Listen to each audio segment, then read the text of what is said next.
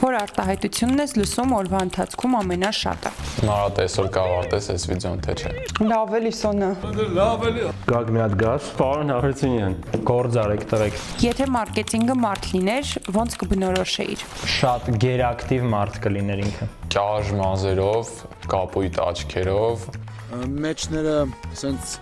կյաժ մազերով, կապուտ աչերով, Ինչ որ խարիզմատիկ,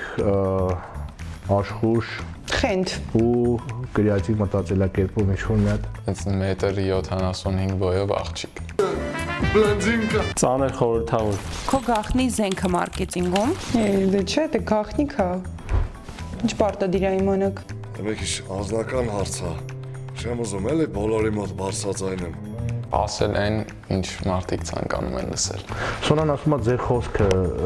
ձեր լեզուն, ձեր միտքը կամ չգիտեմ, ցած բաներ ասում, եւ ճիշտ ասում։ Շատ իմանալ, քիչ ասել, շատ անել։ Այսինքնս Շատ իմանալ, քիչ ասել, հաջան շատ անել։